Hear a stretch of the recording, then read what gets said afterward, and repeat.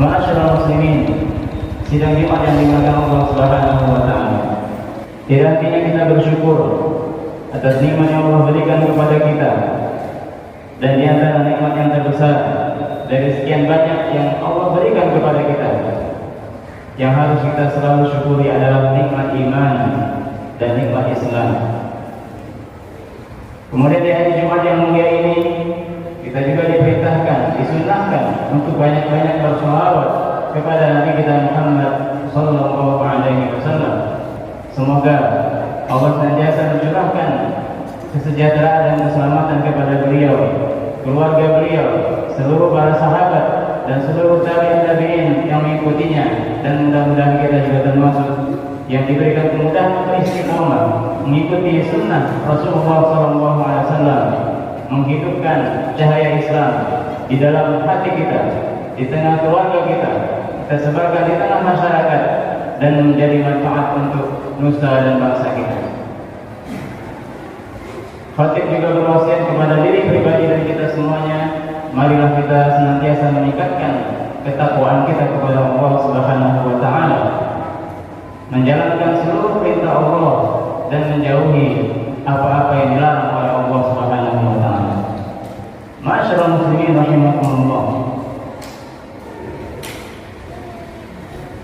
Di dalam sebuah hadis Rasulullah SAW pernah bersabda, "Al-muslimu man salima al-muslimuna min lisanihi wa yadihi." Seorang muslim, seorang yang mengaku Islam, adalah seseorang yang orang-orang yang berada di sekitarnya, terutama kaum muslimin, itu selamat darinya, selamat dari dirinya, selamat dari kejahatan yang dilakukan oleh lisannya ataupun tangannya. Saya ulangi, al-muslimu man salima al-muslimuna min lisanihi wa yadihi. Seorang muslim adalah di mana kaum muslimin yang lain selamat dari lisannya dan juga tangannya atau perilakunya. Atau kama qala sallallahu alaihi wasallam. Di dalam kesempatan khutbah yang singkat ini, khatib ingin mencoba mengingatkan diri pribadi dan kita semuanya untuk fokus pada salah satunya. Karena muslim itu adalah yang berusaha untuk menjaga dirinya agar orang lain tidak tersakiti, baik oleh lisannya maupun oleh tangannya atau perilakunya. Maka coba kita lihat dari lisan saja. Lisan diungkapkan oleh banyak orang dengan ungkapan lidah tak bertulang.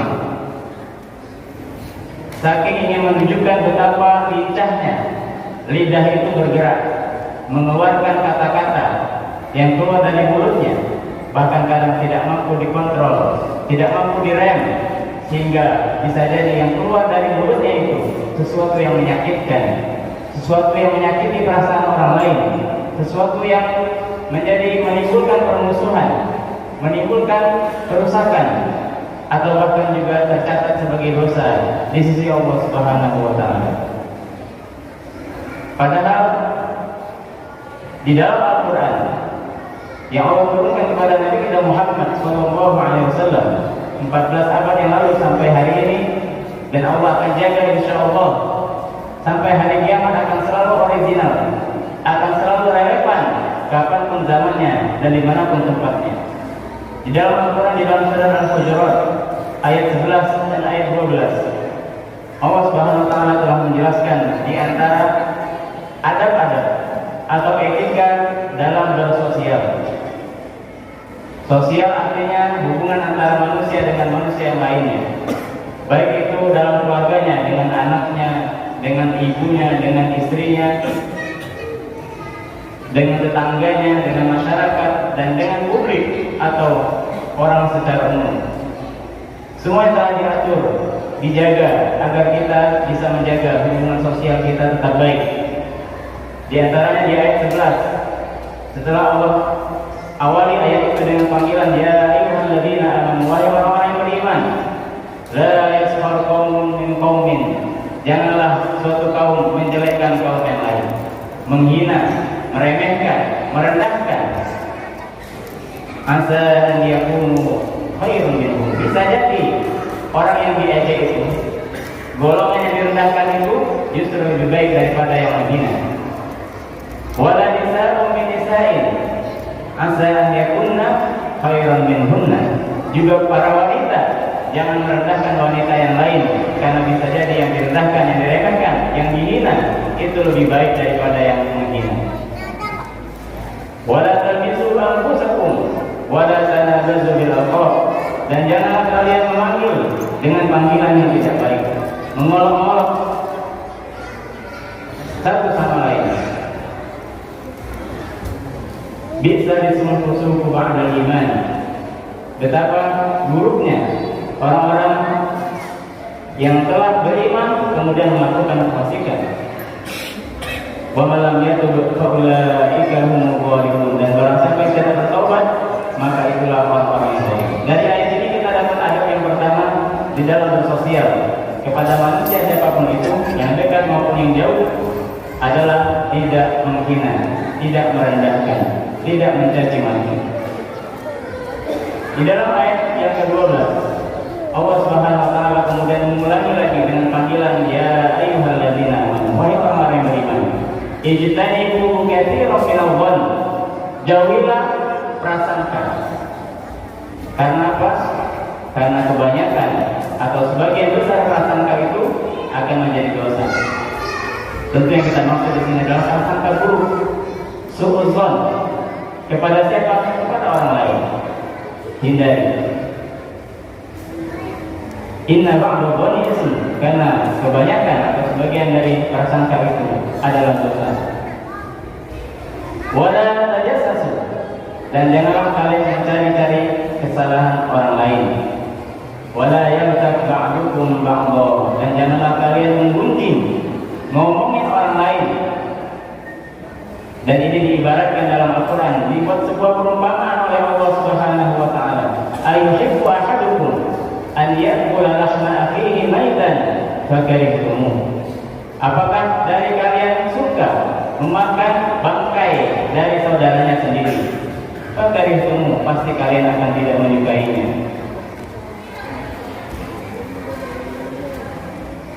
Wattaqullah innallaha tawwabur rahim.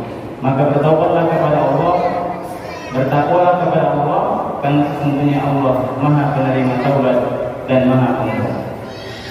Hadirin kaum muslimin yang dimuliakan Allah Subhanahu wa taala, di dalam ayat 12 ini kita dapat tambahan, ada 3 lagi etika dalam bersosial. Yang pertama, hindari prasangka buruk atau suudzon. Yang ketiga, jangan mencari-cari kesalahan orang lain.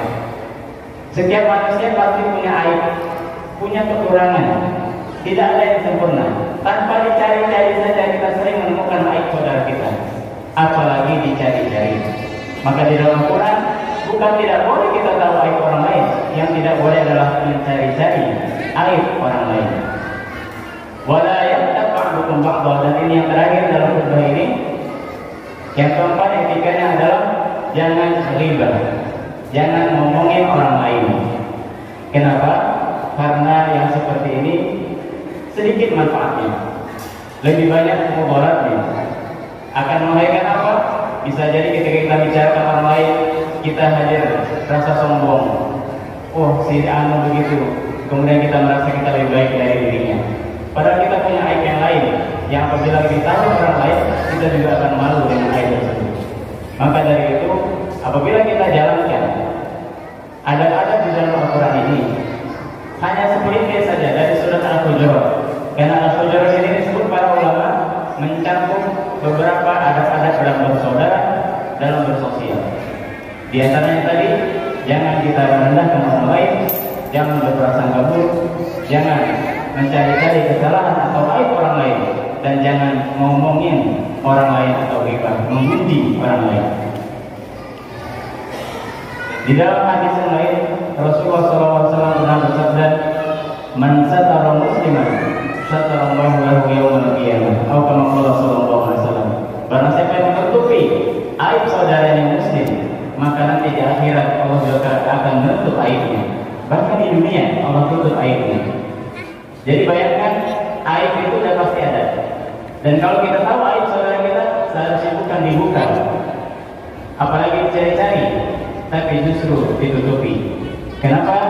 Karena Allah Subhanahu wa taala menjamin menutupi aib-aib hambanya selagi hambanya itu juga berusaha untuk menutupi aibnya dan kemudian menjaga dirinya, memperbaiki dirinya agar kemudian tidak jatuh kepada aib yang sama.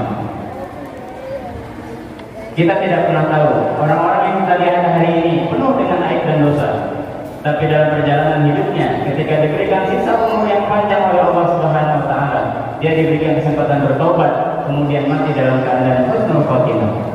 Dan orang yang hari ini merasa paling benar, merasa sempurna, kita tidak tahu di akhir hayatnya bisa saja dia tergelincir, jatuh dalam kegelimangan dosa, kemudian justru meninggal dalam keadaan su'ul khotimah. Aku qouli hadza wa astaghfirullah li wa lakum wa li sa'iril muslimina wal muslimat fastaghfiruhu innahu huwal ghafurur rahim. Allah Subhanahu wa taala mengatakan dalam Al-Qur'an, A'udzu billahi minasy syaithanir rajim. Bismillahirrahmanirrahim. Ya ayyuhalladzina amanu taqullaha haqqa tuqatih wa la tamutunna illa wa antum muslimun. Jamaah yang dirahmati Allah Subhanahu wa taala. Allah Subhanahu wa taala memberikan kepada kita di dalam Al-Qur'an kisah-kisah, sejarah-sejarah, momentum-momentum yang Allah abadikan di dalam Al-Quran. Dalam setiap sejarah, dalam setiap momentum yang Allah ceritakan kepada kita di dalam Al-Quran, setidaknya kita harus mengambil dua hal. Yang pertama adalah seorang muslim yang membaca Al-Quran, membaca kisah-kisah ini, dia harus mengambil ibrah, mengambil pelajaran. Fa'tabiru ya ulil absar. Wahai orang-orang yang cerdas, ulil absar, ambillah i'tibar, ambillah pelajaran. Ini yang pertama. Yang kedua adalah menyampaikan kisah-kisah tadi, menceritakan kisah tadi, agar bukan hanya kita yang mengambil pelajaran, tetapi keluarga kita, orang-orang di sekitar kita, masyarakat kita juga mengambil pelajaran. Allah Ta'ala mengatakan faqsusil qasas la'allahum yatafakkarun. Ceritakanlah kisah-kisah tersebut agar mereka berpikir. Oleh karenanya Allah Subhanahu wa taala menyebut di antara dalam Al-Quran pelaku dari kejadian tersebut. Seperti contoh Quraisy. Allah memberi satu nama surat dalam kitab Allah, surat Quraisy. Apa itu dan siapa mereka orang Quraisy? Orang Quraisy adalah penduduk asli kota Mekah yang pegang kunci Ka'bah,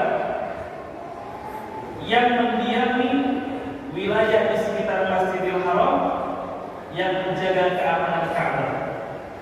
Yang dari sana, dari kabilah ini Allah lahirkan Rasulullah Muhammad sallallahu alaihi wasallam. Pernah terjadi suatu masa di mana Allah melindungi orang-orang ini ketika ada orang besar, seorang raja dari daerah Yaman ingin mengambil popularitas Ka'bah. Raja ini berharap kalau kita hancurkan Ka'bah, kita bikin Ka'bah di dekat kita, maka Mekah sepi, tempat kita akan menjadi ramai, menjadi pusat pertemuan orang. Maka inisiatif itu dia gerahkan pasukannya dengan kendaraan terbaik, yaitu pasukan fil, pasukan gajah. Ketika mereka menuju kota Mekah, di mana kota ini adalah jantung Jazirah Arabiyah, orang-orang Mekah, orang-orang Quraisy melihat fenomena pergerakan pasukan begitu besar, mereka lari meninggalkan. Mereka menyelamatkan diri, tidak melakukan perlawanan karena pasukannya terlalu besar, kendaraannya kuat-kuat. Tapi apa yang terjadi? Allah Ta'ala memuliakan penduduk yang pegang kunci Ka'bah, yang menjaga keamanan Mekah, yaitu orang-orang Quraisy. Allah turunkan pasukan dari sisi Allah Ta'ala, wa arsala alaihim tayran ababil tarmihim bi hijaratin min sijil. Pasukan gajah ini tidak dikalahkan oleh kekuatan manusia. Allah kalahkan dengan pasukannya yang Allah pilih, yaitu burung-burung kecil ababil yang membawa batu-batuan dari jahanam. Sehingga pasukan itu sirna, tapi bukan sampai di situ. Kejadian itu disaksikan oleh seluruh Jazirah Arabia. Orang-orang Arab di Jazirah Arabia, di luar Mekah, bahkan jauh dari Mekah, mereka mendengar peristiwa itu, lalu mereka tumbuh rasa hormat, rasa takjub dengan orang-orang Arab, khususnya orang-orang Quraisy. Karena mereka takjub, ini adalah satu keistimewaan mereka. Orang Quraisy ini hidup di tanah yang disebut dengan Mekah, la nabata fiha wa la ma'. Tanah yang sulit untuk kehidupan, sulit untuk ditanami, sedikit cadangan air dan jarang di situ ada kehidupan. Tapi Allah jadikan rezeki untuk mereka dari cara berdagang. Dagangnya mereka berjalan kaki berkafilah-kafilah. Apabila musim dingin tiba, mereka berjalan menuju Yaman. Apabila musim berganti musim panas, mereka berjalan menuju Syam. Dan itu terus-menerus bertahun-tahun diwariskan, sehingga orang-orang Mekah, orang-orang Quraisy, kalau keluar ke Yaman atau ke Syam, orang sudah tahu berarti mau cari nafkah. Tapi yang menarik adalah jamaah yang dirahmati Allah Ta'ala, perjalanan antara Syam dan perjalanan menuju Yaman ini sangat-sangat jauh sekali. Dan perjalanan ini di bawah terik matahari, di tanah Arab, tanah yang besar, tanah yang berpasir, tanah yang sulit untuk ditandai mana kanan dan mana kirinya. Dan yang lebih mengherankan lagi, di setiap jengkal tanah itu ada penguasa-penguasa kabilah yang tidak sedikit mereka membuat kafilah dagang ini tidak aman. Kecuali satu, kafilah dagang Quraisy.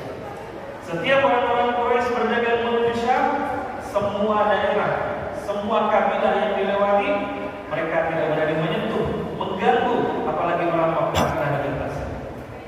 Ketika kafilah dagang ini bertolak ke ujung negeri di Yaman, sepanjang perjalanan tidak ada orang jahat yang berani mengganggu mereka, karena mereka tahu betul sejarah orang-orang Quraisy. Dulu pasukan gajah Allah hancurkan melalui burung-burung kecil. Apatah kita pasukan-pasukan kecil ini, kita tidak berani mengotak-atik mengganggu orang-orang Quraisy. Dari perjalanan yang panjang ini, mereka mendapatkan makanan, mereka mendapatkan rasa aman. Lalu Allah katakan dalam Al-Quran, "Falyabudu Rabb hadzal bait." Wahai orang-orang, wahai manusia, wahai orang-orang Quraisy, sembahlah Allah, pemilik Ka'bah ini. Apa alasannya? Sekurang-kurangnya ada dua. Alladzi at'amahum min ju', yang memberikan kalian kenyang, yang memberikan kalian makan di mana tempat kalian duduk tidak ditanami tanaman-tanaman makanan. Wa amanahum min khauf, dan memberikan kepada kalian rasa aman untuk cari ma'isyah dari ujung ke ujung negeri, perjalanan Anda aman. Para ulama mengatakan, menurut ayat ini, maka adanya makanan, logistik makanan yang kita nikmati, dan adanya rasa aman di sekitar kita adalah mujibun ni'mah, adalah dua hal yang harus merayakan syukur dalam bentuk ibadah. Allah mengatakan kepada orang Quraisy, sembahlah Allah yang telah memberi kalian rasa aman, dan yang kedua telah memberi kalian makan. Maka mengambil ibrah ini para jamaah yang dirahmati Allah Ta'ala, bagi kita yang ma'isyahnya tidak jauh seperti orang Quraisy. Orang Quraisy ma'isyahnya sangat jauh dari ujung negeri ke ujung negeri. Allah perintahkan mereka ibadah kepada Allah. Sedangkan kita ma'isyah kita, pendapatan kita, pekerjaan kita tidak sejauh sebagaimana mereka melakukan perjalanan untuk mendapatkan makan. Kalau dulu perjalanan orang-orang Quraisy dari ujung Syam ke Yaman, mereka berpanas-panas, kendaraannya berjalan pelan. Kalau hari ini kita berjamaah, merasakan perjalanan menjadi pendek, kendaraan kita nyaman, perjalanan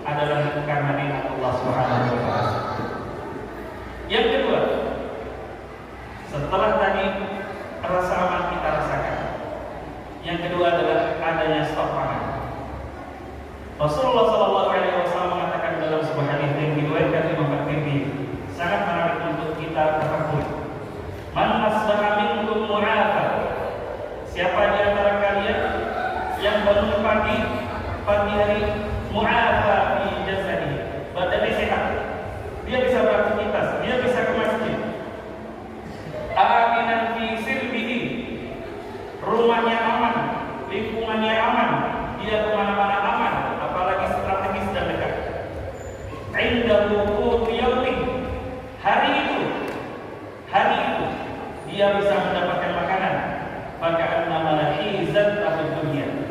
Maka orang kalau sudah Allah beri 3 nikmat ini, hari itu badannya sehat, hari itu tempatnya aman, dan hari itu ada makanan, kata Rasulullah, orang ini seolah-olah sudah diberikan semua nikmat dunia yang dibutuhkan oleh semua manusia.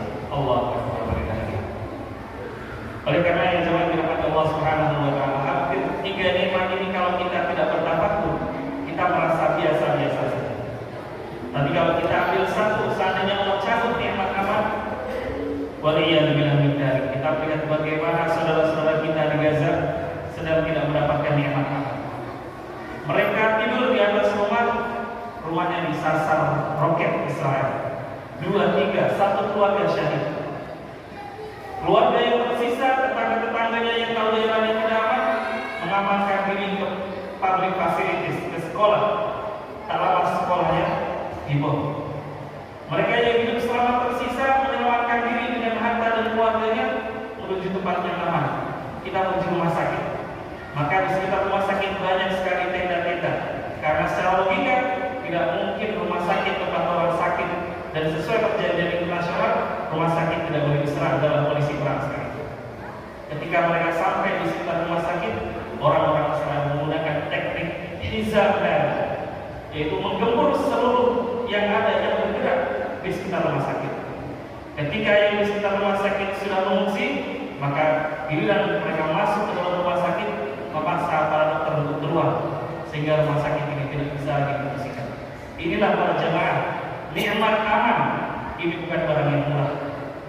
Juga nikmat aman mengingatkan kepada kita bahwa aman yang hari ini kita rasakan harus juga dirasakan oleh seluruh kaum muslimin, agar kita selalu memiliki perhatian kepada Gaza, kepada Palestina, bukan semata-mata karena mereka saudara seiman, bukan semata-mata karena permasalahan negara kita, rumah tangga kita sudah selesai, bukan. Jangan dirahmati Allah Subhanahu wa taala. Hari ini di kampus-kampus terkenal di Eropa dan di Amerika, mereka melakukan aksi di jalan. Mereka menginginkan stop kejahatan perang harus berhenti. Untuk menyuarakan itu, mereka tidak dulu menjadi seorang muslim. Mereka menghadapi para polisi yang kasar, ratusan di antara mereka ditahan, dan mereka bukan sejam 2 jam berdiri di bawah terik matahari.